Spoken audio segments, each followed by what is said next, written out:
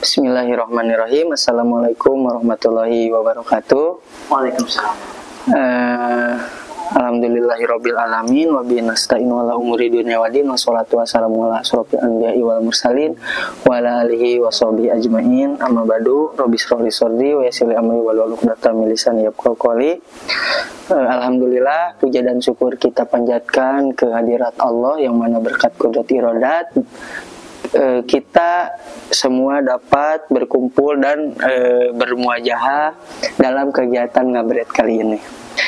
Alhamdulillah, pada sore hari ini saya sebagai moderator akan menemani narasumber kita, yaitu Bapak Apoteker Ustadz Wawan Kurniawan. Nanti Pak, di sini kita akan ngobrol-ngobrol seputar masalah nikah nih. Masalah nikah? Iya, masalah nikah kan kemarin. Terus nikah aja. Aduh. Jadi gini Pak, kan kemarin ini sebenarnya part 2 sih. Gitu, ya. Dulu kan yang minggu kemarin itu kan tentang jodoh itu dicari apa dinanti. Nah, kalau ini itu kelanjutannya Pak. Kelanjutannya dengan judul Aku dan Separuh Agamaku. Oke. Nah, di sini kita ada beberapa pembahasan nih Pak ya. Mungkin buat mempersingkat waktu juga. Yang pertama Pak, ini ada yang menanyakan tentang beberapa pembahasan di sini. Yang pertama itu berapa mahar yang baik menurut Islam gitu. Mangga. Mahar cina mahar istiqomah. Kalau kuat istiqomah kayak menentukan mahar nasabah. Pertanyaannya soal menentukan mahar, ayah itu calonnya. Insya Allah. Tapi calonnya bisa. Nah, itu benar bisa. Ini. Ya, nggak tuh tukang mahar datang. Nah, jadi oke, siap. Jadi mahar dalam pernikahan, khususnya dalam pernikahan kita bahas ini dalam pernikahan, khususnya dalam Islam. Nah, di sini artinya mahar itu adalah pemberian wajib dari seorang suami kepada seorang istri. Itu sifatnya wajib. Cuman maksudnya bentuknya mahar itu adalah bisa berbentuk dengan harta ataupun bisa berbentuk dengan jasa. Contoh misalkan membentuk dengan harta yang bisa dengan uang, dengan emas, dengan intan, dengan berlian dan sebagainya. Nah, Pak Gusti nanti mau ngasih kalau jasa aja kalau bisa. Berapa gitu kan? Nah, jasa misalkan maharnya, misalkan nanti maharnya Al-Quran. Oh iya, yang hafalan gitu ya. Al-Quran. Ya, paham. Terus dengan apa memberikan misalkan pendidikan agama dan sebagainya. Oh iya. Jadi itu adalah mahar itu adalah suatu pemberian wajib dari calon suami dan istri. Ini wajib bagi kita nih, laki-laki ini wajib. Dan perempuan juga wajib meminta. Wajib meminta Pak. Cuman disesuaikan dengan kemampuan. Ada yang bilang gini, mahar itu adalah diterima oleh suami. Artinya mahar itu adalah jati diri seorang laki-laki. Oke.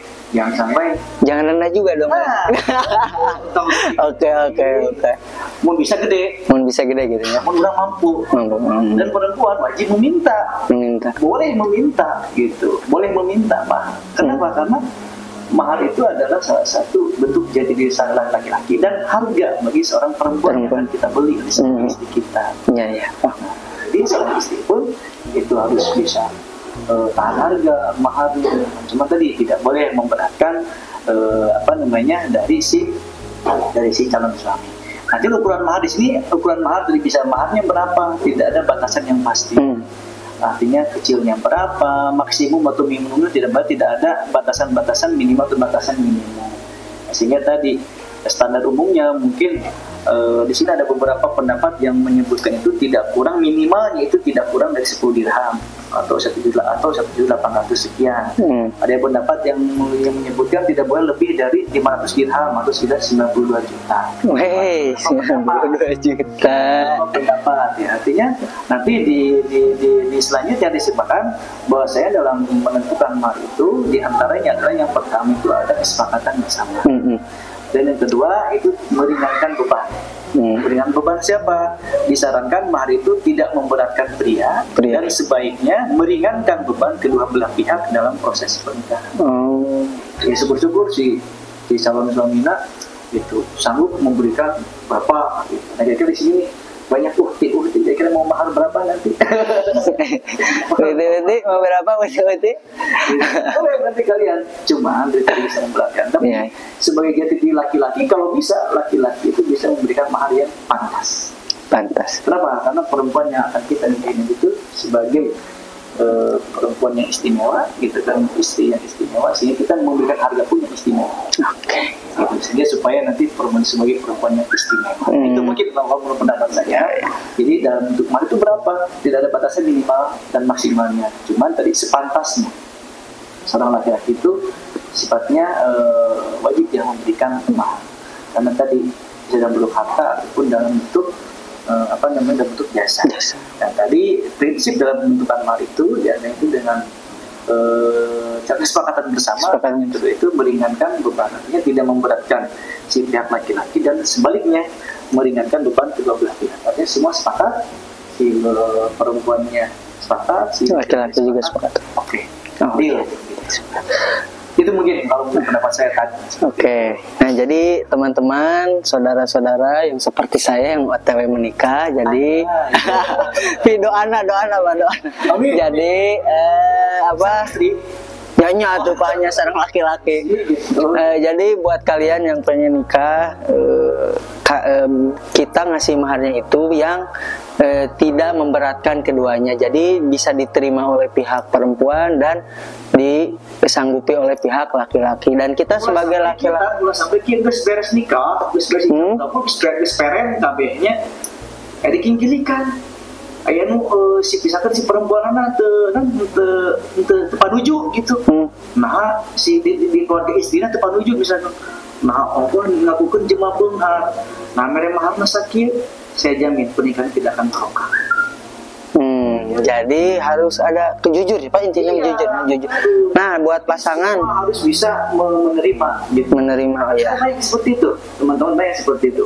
Oke di awal semua sepakat gitu, tapi ketika beres lekasannya gitu, beres pernikahan gitu, aku ngaku jemaah benghar, aku pejabat tapi hampir yang mau sakit itu, nah jawab belum di nah kalau itu sampai terjadi, hati-hati, itu bisa mengurangi keberkahan dalam pernikahan. Masih belum kali ya, makanya itu tadi kudu dipahitkeun sama mehna. Ya jadi buat kalian harus ada perjanjian ya, yang jelasnya itu mau berapa, sehingga tidak ada yang mencederai pernikahan, hubungan pernikahannya. Ya kalaupun misalkan tidak ada perjanjian sebelumnya, tapi kedua belah pihak saling menerima jadi masalah.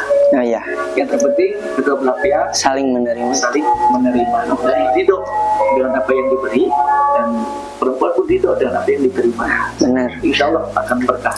Nah ridho itu arido umul hikam, ari ridho teh indungna hukum Pak. Nah berarti dua anak kudu ridho. Oke Pak, lanjut ke pertanyaan kedua. Usia yang ideal untuk menikah menurut Islam Pak? Udah sebutan.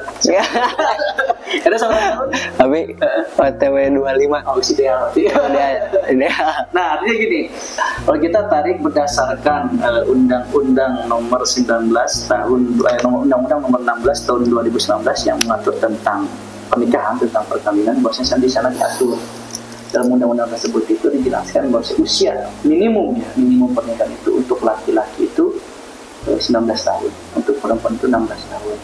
Nah, kalau menurut BKKBN, ada lagi BKKBN ya, usia minimumnya. Badan Kependudukan dan Keluarga Berencana Nasional itu menyebutkan usia minimum itu 21 tahun untuk perempuan, 25 tahun itu untuk laki-laki. Jadi maju banyak.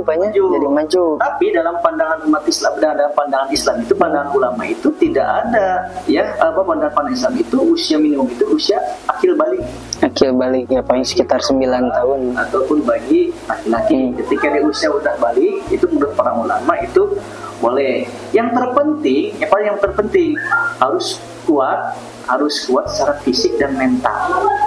Kenapa? Karena pernikahan itu adalah pernikahan atau ibadah yang sangat panjang, butuh kematangan yang sangat bagus dari sisi dari sisi sosial, dari sisi mental, dari sisi fisik, dari sisi ekonomi dan sebagainya, itu harus sudah siap semua. Karena ketika sudah menyatu dua insan melalui tali pernikahan, maka nanti banyak sekali muncul yang tidak sesuai, pemahaman yang tidak sesuai, yang intrik-intrik lah, yang akan menghiasi bumbu-bumbu pernikahan tersebut.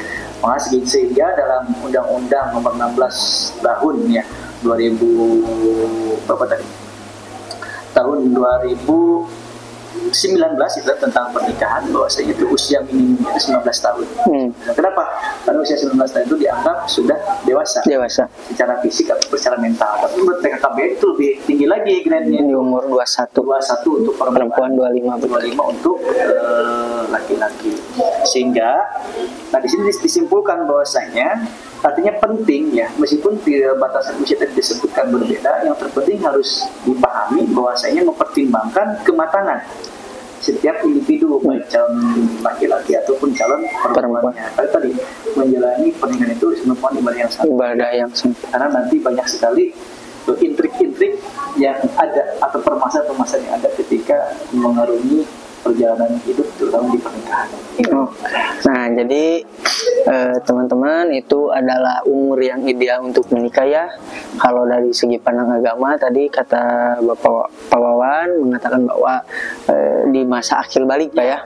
Sedangkan di undang-undang itu di umur 19 tahunan, dan menurut BKKBN itu di umur 21 bagi perempuan dan 25 bagi laki-laki. Nah, yang umurnya 26 offset bos didinya sok buru gara-gara 25 pas acan ayo Maret 25. Jadi itu ya kenapa ada batas usia, karena mungkin sekarang banyak ya yang kita bisa melihat di sosial media ataupun di infotainment yang lainnya kan, ketika pernikahan dini, mohon maaf, pernikahannya juga akibat dari kecelakaan, apa yang terjadi? Akhirnya ini kan kolot nuripuh, gitu, kolot nuripuh, terus rumah tangga yang berantakan, budak kita urus. Itu yang dihasilkan oleh pemerintah. Kenapa pemerintah mencantumkan? Karena kan sekarang kan gini, ketika menikah belum batas usia sesuai dengan aturan undang-undang kan tidak akan muncul kan itu buku nikah. Buku nikah tidak akan keluar kan ketika menikah tidak sesuai dengan aturan undang-undang. Seperti itu. Nah, kalau sudah masuk usianya baru siswa nikahnya muncul. Karena yang diharapkan kenapa? Karena di Indonesia banyak sekali. Karena secara mental takutnya usia belum matang, mohon maaf, misalkan hamil nanti, ya kemudian setelah hamil itu melahirkan, nanti muncullah namanya baby syndrome kan, dan sebagainya. Dia belum sanggup dengan keadaannya. Banyak juga yang stres, yang bunuh diri. Itulah yang dikhawatirkan. Kenapa ada batasan-batasan usia? Sehingga itu yang penting harus kita sikapi, sehingga supaya secara sosial, secara ekonomi, secara spiritual, secara fisik, secara mental kita sudah siap semuanya. Yang paling penting ayah jodohna.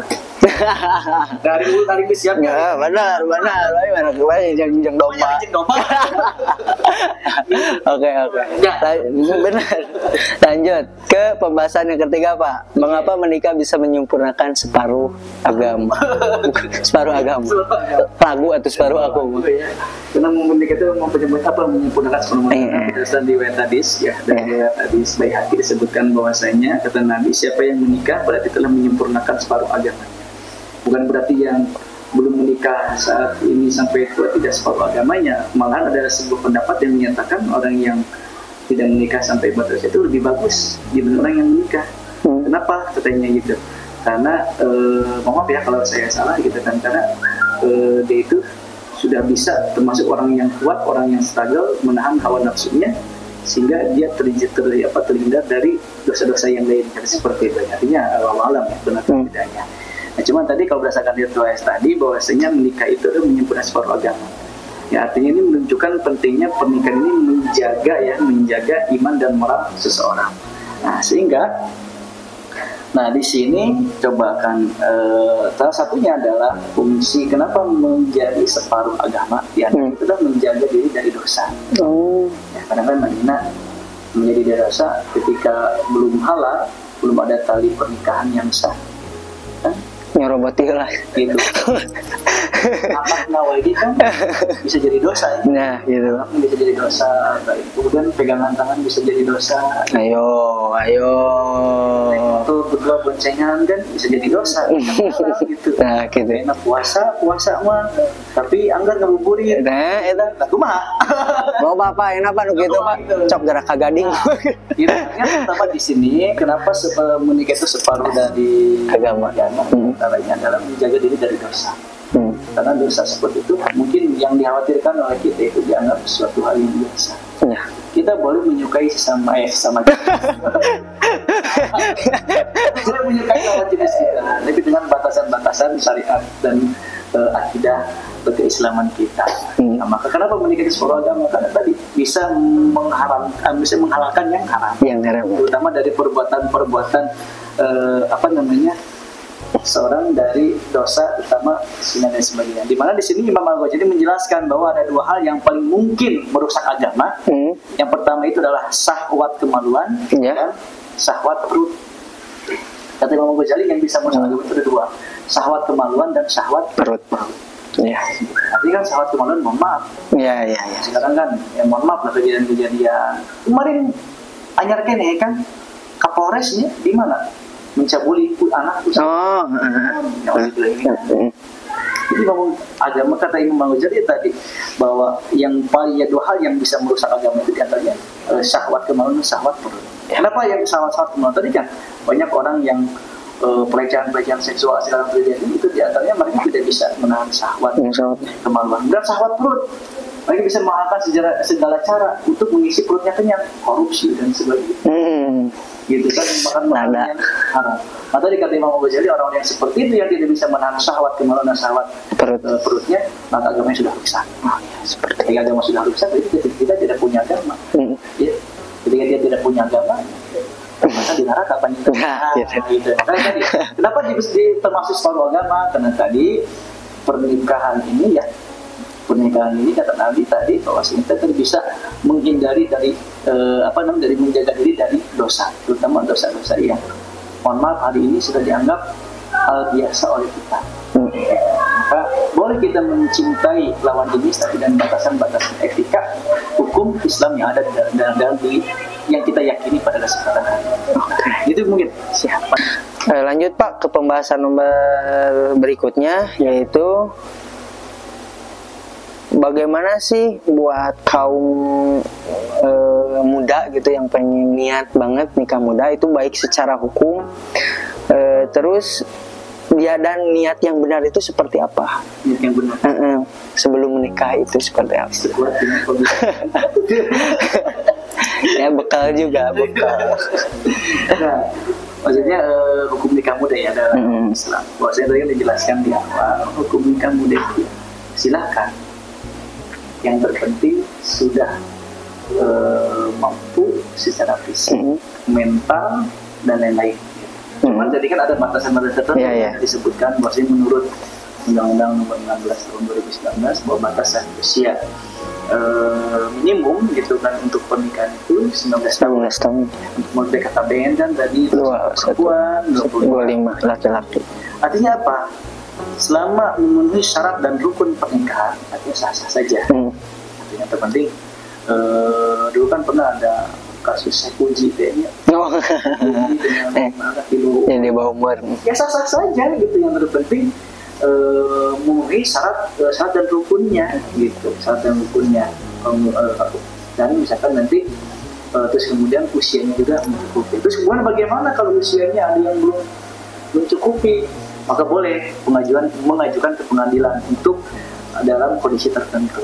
Punten misalkan ada hal yang lain ya, misalkan hamil duluan atau lain sebagainya, ya berarti perlu nikah tuh, kita boleh mengajukan ke pengadilan untuk dinikahkan seperti. Tapi yang saya harapkan itu tidak terjadi di antara kita ya, yang berharap itu terjadi. Kalau sudah hindari itu yang bahasanya post major ya gitu, tidak terjadi. Nah sehingga tadi hukum muda itu dalam Islam ya boleh selama mereka secara fisik, secara mental itu sudah bagus. Dan mungkin dari secara, kalau kita kembali ke negara, hukum-hukum di negara, ya boleh atur batas usianya. Kenapa tadi kan disebutkan, kenapa sih harus 19 tahun, kenapa harus 20 tahun? Karena berdasarkan riset menunjukkan bahwa usia 19 tahun ke atas itu sudah dikatakan matang dalam pemikiran, gitu kan, matang dalam sikap, sehingga secara mentalitiknya itu sudah kuat. Nah, sehingga artinya apa? Kenapa harus ada batasan-batasan undang-undang? Sehingga itu tujuan untuk melindungi kepentingan anak, kemudian kepentingan kesiapan mental dan fisik dari setiap pasangan. Karena kan perjalanan pernikahan itu ibadah yang sangat panjang. Sangat luar biasa, butuh dengan effort yang tinggi, gitu. Maka tidak bisa bukan hanya sebatas permainan saja ya. Gitu. Nah, sehingga di sini kesiapan mental dan psikis itu adalah suatu hal yang penting, sehingga tadi dalam pernikahan itu harus diartikan bahwasanya adalah tanggung jawab. Jadi memahami arti pernikahan itu adalah pernikahan yang penuh dengan tanggung jawab secara bersama-sama, sehingga supaya menimbulkan efek itu sakinah mawaddah warahmah. Jadi untuk mendapatkan efek sakinah mawaddah warahmah itu ya butuh perjuangan. Mungkin di awal pernikahan itu dari secara kematangan usia, kematangan fisik, kematangan mental itu harus betul-betul dipersiapkan. Kan sekarang kalau nikah itu kalau nggak salah sekarang harus ada pendidikan pranikah dulu tadi. Iya di KUA ya. Kan pranikah itu berapa kali pertemuan kalau nggak salah. Itu membahas tentang bagaimana hal-hal nanti masa-masa pernikahan. Maka penting. Mungkin kalau di pesantren ada kitabnya tersendiri kan tentang pernikahan, ada guru jen, ada guru tubuh sebagainya, itu kan bisa dipelajari. Nah, sehingga saya rasa ini penting yang sudah dibuat oleh pemerintah itu sudah bagus. Tinggal bagaimana kita untuk mempersiapkan diri kita untuk menjalani kehidupan terutama di pernikahan seperti itu. Kalau menurut saya seperti itu. Nah, jadi bagi teman-teman yang pengen nikah muda boleh-boleh saja, asalkan mental kalian sudah siap ya dalam mengarungi bahtera rumah tangga. Oke Pak. Niat ya tadi ya masalah niat ya. Niat. Yang paling penting yang mau niatkan dalam pernikahan itu adalah untuk mendekatkan diri kita kepada Allah. Artinya ibadah. Orangnya nikah itu hanya dorong hawa nafsu saja. Terkuat tidak. Kalau orang gelis bisa disebut kubatur gitu. Tapi kubatur bisa kamu kubatur manten. Tapi percaya bahwa jangan sampai pernikahan gitu. Pertama didorong oleh hawa nafsu. Maka niatkan pernikahan itu adalah untuk mendekatkan diri kepada Allah, artinya ibadah. Kemudian yang kedua, niatkan pernikahan itu adalah untuk membahagiakan pasangan kita. Bahwa laki-laki kepada perempuannya, dan baik dari perempuan ke laki-laki, niatkan untuk membahagiakan pasangannya dan menyenangkan hati pasangannya, menciptakan hubungan yang baik. Nah itu, jadi niatkan, jangan baik muanya. Mohon maaf, pernikahan itu tadi misalkan diniatkan karena hawa nafsu saja. Kemudian yang selanjutnya juga diniatkan juga ketika kita menikah itu adalah untuk membangun keluarga yang sakinah, membangun keluarga mawaddah warahmah dan sebagainya gitu kan. Kemudian yang selanjutnya juga diniatkan juga diantaranya untuk memerangi hawa nafsu tadi. Ya, karena kan sebelum ada tali pernikahan kan bertatapan mata sendiri bisa jadi dosa ya. Pasti. Ya, banyak pegangan tadi bisa jadi dosa, gitu kan. Tapi ketika sudah ada tali pernikahan, ikatan pernikahan, halal. Tolong halalkan aku. Nah, artinya tadi itu adalah niat-niat. Kemudian yang selanjutnya adalah niatkan diri kita ketika menikah untuk mendapatkan keturunan, mendapatkan keturunan yang baik, mendapatkan keturunan yang solehah seperti itu. Pada prinsipnya ketika kita mau menikah, itu kan sudah mendapatkan jodoh, ayah lawana, itu kan akan niatkan pertama untuk beribadah kepada Allah, gitu kan. Kemudian ingin menyenangkan, membuat senang pasangan kita. Kemudian yang selanjutnya adalah untuk membentuk suatu keluarga yang diridhoi oleh Allah dan keluarga yang bisa membawa kita ke surganya Allah. Nah itu mungkin salah satu yang harus kita niatkan. Sampai tadi kita ingin menikah dengan si A harus didorong oleh hawa nafsu. Ya. Karena yang dikhawatirkan kenapa ketika pernikahan didorong oleh hawa nafsu, takut adalah keberkahannya tidak ada nanti dalam pernikahan. Ya, mungkin dari 1 tahun 2 tahun nikah bisa. Nikah sebulan bisa. Itu yang dikhawatirkan seperti itu. yang mungkin memang perceraian itu sudah takdir Allah, tapi lebih baik kita prepare dari sekarang, dan persiapkan diri kita sekarang, jangan sampai hubungan kita atau pernikahan kita kandas di tengah jalan. Gitu Pak. Oke. Nah, jadi buat yang niat menikah itu pertama niatkan ibadah karena Allah ya. Jangan karena nafsu. Terus kita niat membahagiakan pasangan kita, dan kita niat membentuk keluarga dan mempunyai keturunan yang soleh dan soleha. Oke Pak, ini kita kan dalam pernikahan itu sering ada bahasa sakinah mawaddah warahmah. Apa sih sakinah mawaddah warahmah itu? Ya, sakinah mawaddah warahmah di sini, sakinah itu bisa seringkali disebutkan itu berarti sebagai ketenangan. Dan mawaddah itu adalah sering dikaitkan secara mendalam itu tentang kepada cinta yang mendalam antara anggota keluarga. Artinya hubungan yang didasari oleh cinta, mawaddah. Terus kemudian warahmah itu berarti kasih sayang yang melimpah. Nah, artinya ini bagaimana sakinah mawaddah warahmah itu dalam arti ada di dalam sebuah tali pernikahan atau dalam sebuah keluarga. Ya, artinya di sini bagaimana keluarga itu mendorong anggota keluarganya itu lebih mendekatkan diri kepada Allah Subhanahu wa taala, taat dan beribadah. Kan hanya gini, ketika kita sebelum menikah rajin ke masjidnya, rajin ibadah, rajin baca Quran. Tapi ketika sudah menikah, masih dia jarang, kemudian silaturahmi malah jadi lomba pasnya, ya aja malah tidak ada sakinah mawaddah warahmah. Nah gitu. Maka sehingga di sini ada yang ada yang menyebutkan gitu kan bahwasanya nah sakinah mawaddah warahmah itu di sini seorang suami ataupun seorang istri harus bisa mengetahuinya. Di mana sakinah itu adalah ketika melihat kekurangan pasangannya, namun mampu menjaga lidah untuk tidak mencelanya. Paham. Jadi ketika sakinah itu ketika kita melihat kekurangan pasangan, cuman kita mampu menjaga lidah kita untuk tidak mencela kekurangan pasangan. Kenapa? Karena sejatinya manusia itu sifat salah dan manusia itu sifat lemah, sifat kurang. Tidak ada yang sempurna di dunia ini, kecuali Rasul. Gitu.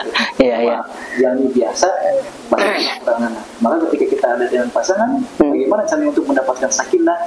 Maka kita tidak melihat kekurangannya, jaga lidah kita untuk tidak mencela kekurangan tersebut. Kemudian bagaimana mawaddah tersebut disebutkan? Ketika kita melihat kekurangan pasangan kita, namun kita mampu memilih menutup sebelah mata untuk menutupi kekurangannya dan membuka mata lain untuk berfokus melihat kelebihannya. Itu mawaddah. Ketika pasangan kita ada kekurangan, dilihat oleh mata kiri kita, ditutup tuh. Maka bukalah mata kanan kita untuk melihat kelebihan. Nah, saya yakin setiap manusia itu pasti punya kelebihan. Saya cerewet pasangan orang, pasti ada kelebihan. Saya goreng apa bisa? Saya alasan. Astaga. Goreng ada, gitu kan? Goreng bunga. Ada goreng bunga disebutlah pertama diperbarui gitu. Nah, maka dalam sebuah pasangan itu pasti ada kekurangannya. Maka tutupi kekurangannya, lihat kelebihannya. Dan rahmah itu adalah ketika mampu menjadikan kekurangan pasangan sebagai ladang amal ibadah buat kita. Jadi sakinah mawaddah warahmah. Ada sakinah mawaddah warahmah, bagaimana kita bisa menutupi kekurangan pasangan kita dan melihat kelebihan pasangan kita, dan kita bisa menutupi kekurangan pasangan kita sebagai ladang amal ibadah buat kita. Semua akan rukun. Nama yang biasanya sering terjadi cekcok itu adalah apa? Mempertahankan egonya masih. Betul. Ketika si Abi, buntrang gitu kan, mempertahankan egonya, bentur, hancur kan gitu. Tapi kalau salah satu mengalah, insya Allah, gitu ya, maka semua akan baik-baik saja. Itu sakinah mawaddah warahmah menurut pandangan saya seperti itu adalah sebuah kalimat yang menyatakan seperti itu. Ketika bagaimana untuk menentukan sakinah mawaddah warahmah? Ketika kita bisa mampu yang melihat kekurangan seseorang dan tidak mencelanya, kemudian kita melihat kekurangan pasangan kita mampu untuk melihat kelebihannya. Ketika kita melihat kekurangan pasangan kita dan kita mampu menutupi kekurangannya sebagai amal ibadah buat kita. Nah, artinya tadi bagaimana keluarga kita, pasangan kita, semuanya ada di lingkungan kita, di keluarga kita, bisa sampai ke jannahnya Allah Subhanahu wa Ta'ala. Siapa yang masuk surga teh habis dihungkul, lari istri nante, jangan sampai seperti itu. sampai anak nante dibawa, gitu. Malah dibawa nama kan selingkuhan anak. Astagfirullahaladzim, ya Allah. Gitu ya. Oke. Mungkin itu kalau menurut pandangan saya mengenai sakinah mawaddah warahmah. Ini secara kompleks seperti itu ya. Bagaimana kita dalam keluarga itu bisa tenang, bisa saling mencintai, bisa saling menyayangi. Salah satunya apa? Dengan melihat kelebihan setiap pasangan masing-masing dan menghiraukan setiap kekurangannya, dan dijadikanlah kekurangan setiap pasangan itu menjadi ladang pahala buat kita semua. Bagaimana caranya? Dengan sabar. Saya akan ceritakan ada sebuah cerita yang sangat, ini saya ambil kutip, mungkin Pak Uci pernah ngaji ya di kitab buku ujian. Nantilah ambil pertanyaan saya ini ada nyambung ke sebuah cerita yang sangat bagus sekali. Bagaimana seorang suami itu mempertahankan eksistensi keluarga. Mungkin nanti ada mungkin nanti sambungan dengan statement yang selanjutnya. Jadi buat teman-teman, begitulah ya pembahasan tentang sakinah mawaddah warahmah. Intinya kita tidak boleh melihat kekurangan dari pasangan kita, justru kita harus melihat kelebihan apa yang dipunyai oleh pasangan kita, sehingga itu akan menciptakan suatu bahtera rumah tangga yang nyaman, Pak ya, begitu. Oke Pak, lanjut ke pembahasan selanjutnya. Ini kan rumah tangga itu diibaratkan seperti perahu, bahtera perahu yang kalau diibaratkan itu ada di tengah lautan nih, yang diterjang ombak yang besar gitu kan, terombang-ambing lah bahasanya. Nah itu bagaimana seorang suami sebagai nahkoda yang mengendarai itu, yang mengendarai atau menguasai kapalnya itu supaya tidak terguling. Nah artinya tidak itu hancurlah rumah tangganya, itu bagaimana? Oke. Artinya kan ketika dalam sebuah ikatan pernikahan di mana seorang suami itu menjadi seorang leader ya, atau imam dalam keluarga, di mana diibaratkan pada mungkin banyak bupati menurun bahwa seorang suami itu seperti nahkoda perahu, di mana nahkoda itu bisa membawanya ke arah tujuan yang mana.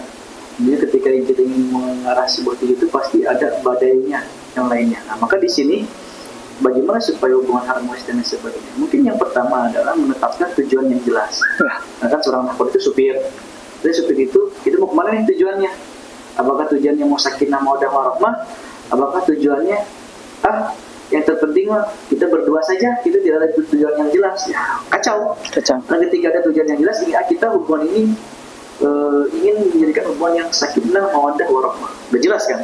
Nah, maka seorang nahkoda pun pasti nanti sudah mempersiapkan, tidak punya bensin nasakumaha kan, bakar nasakumaha, terus rute jalan yang akan dilalui seperti apa, ketika ada suatu badai harus seperti apa, SOP yang harus dikerjakan, ketika ada tujuan yang jelas.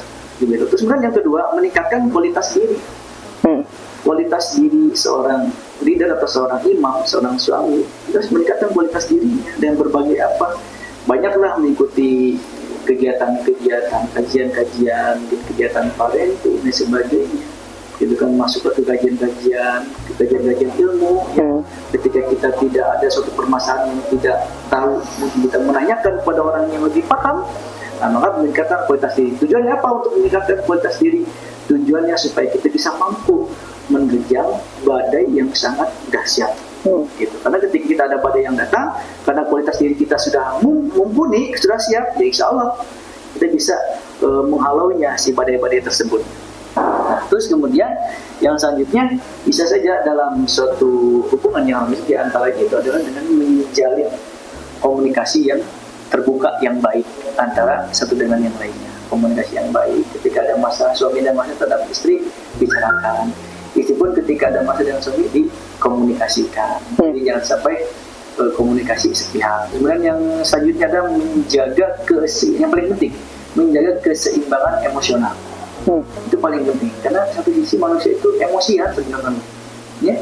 Manusia itu, sifat manusia itu emosian. Emosian apalagi misalkan yang tensinya tinggi. Karena ketika banyak masalah, kalau nyerenteng gitu, nyerentengnya nggak boleh nyerenteng, itu teremosian. Nah, maka harus bisa menstabilkan sisi emosional dengan cara seperti apa? Itu tadi dengan meningkatkan kualitas diri kita, dengan memperbanyak berteman, dengan dengan orang-orang yang paham agama, berbanyak komunikasi dengan orang-orang yang ahli di bidang parenting dan sebagainya. Ketika tidak paham satu pemahaman, tidak banyak diskusi dan lain sebagainya. Ini itu saja mungkin yang bisa bagaimana kita bisa mengarungi kehidupan rumah tangga itu dengan sebaik-baiknya. Seperti itu. Ini yang paling penting adalah kuncinya adalah sabar dalam menghadapi setiap ujian yang ada dalam rumah tangga atau dalam pernikahan. Kuncinya sabar. Ya. Nah, jadi buat teman-teman yang sebagai laki-laki nih yang mau mengarungi bahtera rumah tangga, upgrade diri kalian dari sekarang. Jangan sampai ketika kalian sudah menikah, kalian merasa belum siap dan akhirnya hancurlah bahtera rumah tangga kalian. Oke Pak, ini lanjut ke pertanyaan mungkin Pak ya. Ada beberapa pertanyaan nih dari beberapa audiens kita. Itu yang pertama, bagaimana cara mempersiapkan diri sebelum menikah, baik secara mental ataupun spiritual. Tadi sudah disampaikan dari yang sedikit bagaimana mempersiapkan diri kita ketika mau menikah. Ya, yang paling penting adalah dari sisi emosional kita, dari sisi fisik kita, usia kita sudah mantap. Yang paling penting adalah keilmuan kita. Nah, itu paling penting. Keilmuan benar. Keilmuan kita, upgrading diri kita, keilmuan kita khusus pernikahan itu paling penting menurut saya. Karena pernikahan itu bukan hanya, mohon maaf, ya karena zaman sekarang kan mohon maaf hanya menyalurkan syahwatnya saja. Hati-hati, bukan hanya itu gitu. Kalau hanya menyalurkan syahwatnya saja, ya nanti tidak ada barokah dalam pernikahan. Nah, yang paling penting apa yang kita siapkan? Upgrade diri kita dengan keilmuan, dengan pengetahuan, dengan ilmu pernikahan. Itu paling penting. Selain sisi dari usia kita sudah matang, secara fisik kita sudah matang, karena ya apa yang dikhawatirkan ada dampak di kemudian hari ketika dari sisi mohon maaf usia belum matang. Kenapa? Kalau dari sisi mental kesehatan ya mungkin mohon maaf kalau saya salah, ketika usia belum dewasa itu kan si untuk perempuan khususnya kan si sel telurnya itu kan belum bagus sehingga yang ketika hamil mengandung kan takutnya keguguran. Kenapa? Karena belum siap kan si sel telurnya. Nah, maka matangnya perempuan itu di undang-undang itu 16 tahun kan, 16 tahun. Untuk BKKB itu di usia 27 tahun. Karena insya Allah pada usia-usia tersebut dari sisi kesehatan itu sel telurnya sudah matang sehingga mampu ya untuk bisa dibuahi, sehingga nanti menghindari mohon maaf misalkan anak yang lahir cacat, juga menghindari anak yang lahir stunting gitu kan, menghindari anak yang lahir mohon maaf meninggal di dalam rahim. Nah, itu kan akibat karena ketidaksiapan secara fisik kita. Nah, itu mungkin apa yang disiapkan fisik kita, mental kita, dan yang paling penting adalah ilmu pernikahan, pengetahuan tentang itu paling penting. Nah, jadi itu jawabannya. Ilmu dan upgrade diri kita itu adalah salah satu cara kita mempersiapkan diri baik secara mental ataupun spiritual. Oke Pak, lanjut ke pertanyaan yang selanjutnya, itu apakah ada perceraian yang dibolehkan, dalam kondisi apa itu dalam Islam? Oh gitu. Nah, perceraian yang dibolehkan, perceraian kalau bisa dalam perceraian itu diperbolehkan oleh agama. Diperbolehkan dalam kondisi apa? Dalam kondisi ketika kita sudah tidak sanggup lagi mengarungi bahtera kehidupan di rumah tangga. Tidak sanggup lagi. Artinya ketika istilahnya bisa dibawa badami lah, kurang kapan? Ya, ada yang menyebutkan memang kan kata Nabi kan talak itu diperbolehkan, tapi dimurkai oleh Allah kan gitu. Berboleh tapi dimurkai oleh Allah. Pada prinsipnya ketika visinya, tujuannya sudah tidak sama lagi, makanya silahkan. Tentunya dengan cara yang baik dan tidak merugikan satu sama yang lain. Mungkin kalau di kalau di pandangan yang lain mungkin diantaranya ketika pasangannya kelihatan berzina dan sebagainya, itu suatu hal yang diperbolehkan untuk dilakukan salah. Kemudian ketika mohon maaf misalkan si suaminya tidak memberikan nafkah selama 3 bulan ya, kurang lebih dari 3 bulan tidak memberikan nafkah secara lahir dan batin, itu kan boleh kita untuk mengeluarkan talak. Cuman ada suatu hal, saya sampaikan sebuah kisah yang sangat saya pelajari di kitab pendidikan. Mungkin Pak Bisi pernah lagi sama. ada seorang suami istri gitu kan, pada zaman dulu di sana tulisan dalam kitab tersebut, si suami istri, si istri nanti galak ya. Si istri nanti galak, kemudian si suaminya itu kerjanya itu adalah mengambil kayu di hutan, mengambil kayu di hutan. Si istri nanti galak kacida, pokoknya mah galak bisa. Suatu ketika si suaminya datang pulang mengambil kayu bakar, kemudian dicarekan ke istrinya. Nah jam sakit karek pulang, nah menang kayu bakar masa uti, wah dicarekan dan lain sebagainya. Oke, kemudian si suami sabar dengan peneguhan hati. Suatu ketika adiknya si suami tersebut mainlah ke rumahnya, si adiknya suami nanti, karena udah lama tidak bertemu. Diceritakan itu udah 1 tahun 2 tahun dia tidak ketemu dengan si kakaknya. Datanglah si adiknya, kemudian mengetok pintu ke rumah. Assalamualaikum. Kemudian tidak dibukakanlah pintu sama si istrinya tadi, kakak ipar. Terus kemudian ketika assalamualaikum 3 kali, udah keluar, dicarekan si kakak ipar nanti. Cek sudah nama mana rek saha, saya mau ke kakak gitu kan, kakak saya. Lanjut mana mah di dia di hutan kenangan kayu bakar gitu. Cerita berapa lama lagi kakak saya pulang, nanti pulangnya mau mendekati maghrib gitu. Boleh saya tunggu? Silakan. Eta masih adina datang tadinya tadi subuhan, terus kemudian ketika asup ke jero imah diantepkeun ku kakak ipar gitu. Dan suatu ketika setelah lama kemudian si ade nanti nungguan di rumahna, datang si kakakna, terus kemudian si kayu bakarna teh digendong. Si kayu bakarna teh ditunda di atas punggung harimau. Jadi pulang aja harimau. Kemudian si ade teh assalamualaikum, disambut teh ku adina teh ku istrina disambut. Waalaikumsalam. Kaget pasti kakakna teh, si laceng teh kaget karena udah beberapa tahun tidak ketemu, kaget ngagagu gitu kan. Kangen gitu kan. Kangen adik. Nah, terus kemudian datang, kemudian disiapkan minum teh ku lanjut.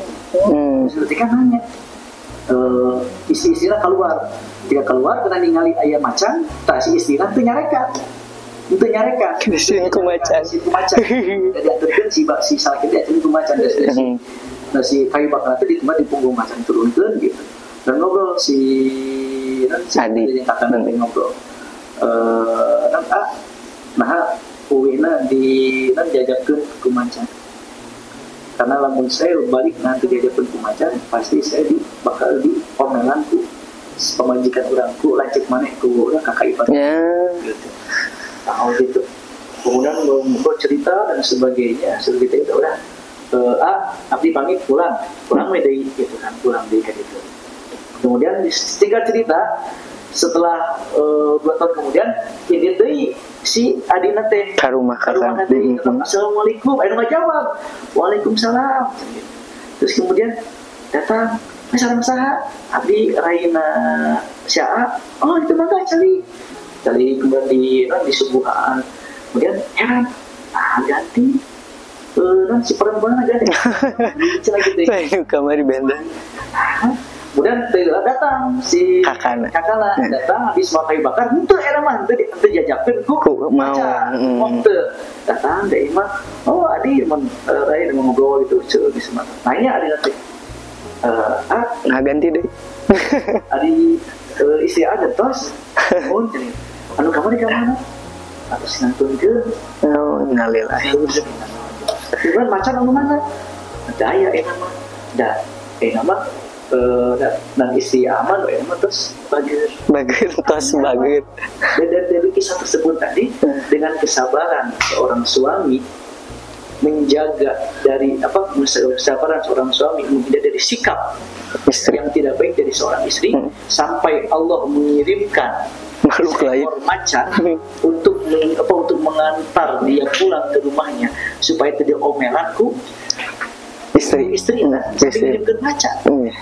Nah kemudian selanjutnya dengan kesabaran seorang suami tadi, Allah memberikan yang terbaik dengan memberikan istri yang lebih baik dibandingkan istri yang pertama. Seperti itu. Kembali lagi tadi bahwa sakinah mawaddah warahmah itu kita yang ciptakan dengan demi kesamaan. Nah, kalaupun misalkan tadi antara cerai atau tidak, kalau kita sanggup untuk sabar dengan kondisi yang ada, kenapa tidak? Kenapa? Karena dari setiap kesabaran itu ada pahala bagi kita. Tapi kalau kita tidak sabar, ya boleh kita untuk mengeluarkan talak, karena talak itu cuma tidak diridhoi oleh tidak disukai oleh Allah. Gitu. Itu sebuah cerita dalam kitab Ubudiyah yang pernah saya pelajari. Artinya apa? Ternyata dalam pernikahan itu, dalam rumah tangga itu kuncinya apa? Sabar. Kenapa? Karena yakin Allah akan memberikan jalan yang terbaik yang tidak diduga-duga, yang akan diberikan kepada orang-orang yang senantiasa sabar. Kenapa? Karena kekurangan seseorang itu adalah ladang pahala buat kita. Iya. Gitu kan? Kekurangan pasangan kita adalah ladang pahala buat kita. Dengan sabar itu, insya Allah itu sebagai ladang pahala kita supaya kita bisa menjadi lebih baik. Nah, jadi buat yang bisa disampaikan. Okay. Nah, jadi buat yang sudah rumah tangga nih, janganlah kalian memarahi pasangan dari kalian, karena dalam hadis la taqdu falakal jannahnya, maka bagimu surga. Nah, oke, jadi mungkin dicukupkan sekian dulu ya Pak ya. Dicukupkan sekian dulu. Semoga kita semua dapat mengambil hikmah dari obrolan kali ini. Saya selaku moderator pamit undur diri. Terima kasih banyak kepada Bapak Ustadz Apoteker Wawan Kurniawan yang telah sempat ya mendatangi acara Ngabret Ramadan kali ini. Oke, saya tutup acaranya. Wabillahi taufiq wal hidayah. Wassalamualaikum warahmatullahi wabarakatuh. Waalaikumsalam warahmatullahi wabarakatuh.